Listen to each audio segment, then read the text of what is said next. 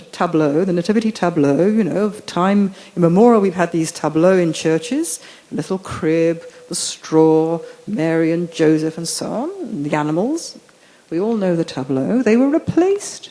They were replaced by montages of Israel's security barrier, carrying the unmistakable message at Christmas that the Palestinians are the modern version of the suffering Christ being persecuted all over again by the Jews. Our politicians are paying very careful attention to this venomous irrationality and prejudice against America and Israel. And as a result, the most likely successor to Tony Blair, Gordon Brown, has indicated in a very ambiguous, deniable way that he will not be as beholden to American foreign policy as Tony Blair was. And the conservative opposition has made a number of interventions during the war in Lebanon, saying that Israel's behavior was disproportionate, thus feeding the frenzy against Israel that was going on at the time. And on the anniversary of 9/11, the leader of the Conservative Party made a speech on the anniversary of 9/11 to say that in future a Conservative government would not automatically support American foreign policy, and that anti-Americanism in Britain was appalling, and it was basically all the fault of America. That was on the anniversary of 9/11. And Tony Blair, who had announced that he was not going to fight the next general election, so he would have stood down within 3 years anyway, was forced out early. He is leaving office this year because when his members of parliament came back from their summer vacation, having worked themselves into a frenzy over Israel during the war in Lebanon, they forced him out because he had not called upon Israel to surrender. And this is what's going on in Britain. We have a kind of Salem. Britain is now Salem. And that's the only way I can describe it. It's a level of irrationality which is quite terrifying. And the result of this, among other things, is that there is no central challenge to the Islamist perception of the big and the little Satan, America and Israel, but this is echoed and reinforced by British political discourse, which actually reinforces the jihad. Very briefly, two final points. What is the situation of the Jewish community, you may ask, in Britain? The Jewish community is very divided. On the one hand, it's divided in many ways. Very briefly, there are 280,000 affiliated Jews in total in Britain, out of a population of 60 million, with about 2 million Muslims conservatively estimated. There are more Jews than that in Britain, but they are not affiliated. Of those Jews prominent in public life, those who are not affiliated tend to be in the vast majority. And of those Jews in public life, I'm afraid a number are in the forefront of the campaign to demonize and delegitimize Britain, which is a particular tragedy for the Jewish people. And it's not just in Britain, you've got this in America too, and they have it in Israel too. Of those who are committed, there's the leaders and the led. The British Jews, the leadership of the British Jews keeps its head down. It always has done. It does not make a stand in public. It's too frightened to. The led are divided between those who feel very beleaguered, who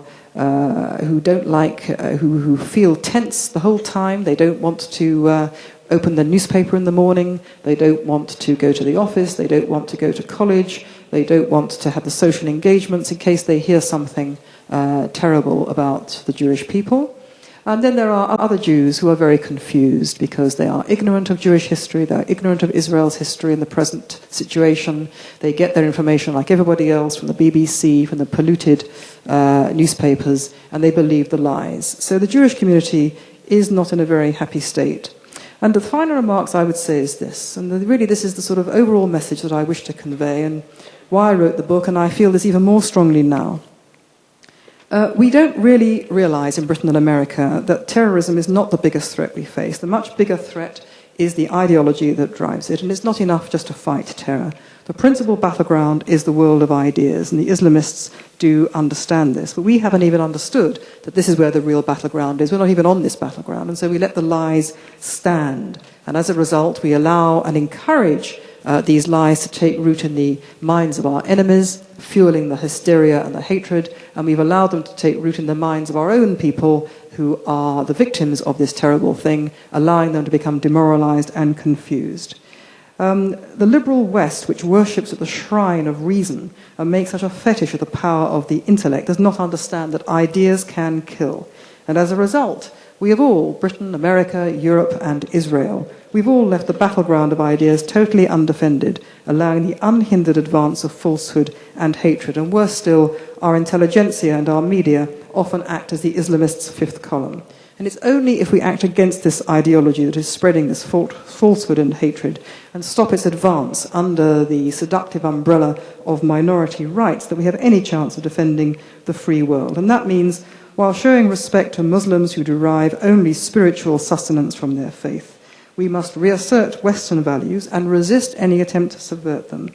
It also means facing down in public much more robustly than we do the lies spread about the West and about Israel. Only if we stop deluding ourselves in the way that we have been, and only if we take this kind of action that is, in my view, essential for our survival, will we stop what is so disastrously happening, this sleepwalking to defeat. Thank you very much. The defence of freedom is a very, very big project. And we have to understand that we are standing really now, if we're talking about the 1930s, we're standing in 1933. There's another 6 years to go, of course, before the great catastrophe overcame the Western world. And if there's something that you want to do, let me give you some suggestions. Buy Melanie Phillips's book and send it to your friends. Have them read it. It will change their thinking. It will shake them up. But there are other authors as well. Bruce Bauer wrote a book called While Europe Slept. Buy that book. Send it to your friends. Mark Stein's book, America Alone, is another book that everybody must read. Claire Belinsky, Menace in Europe. Tony Blankley, Will the West Win? These are books which identify the problem that we face. I urge you to read them and send them to your friends. At the American Freedom Alliance, we intend to do just that. We intend to build friendships with people who feel the need to defend freedom,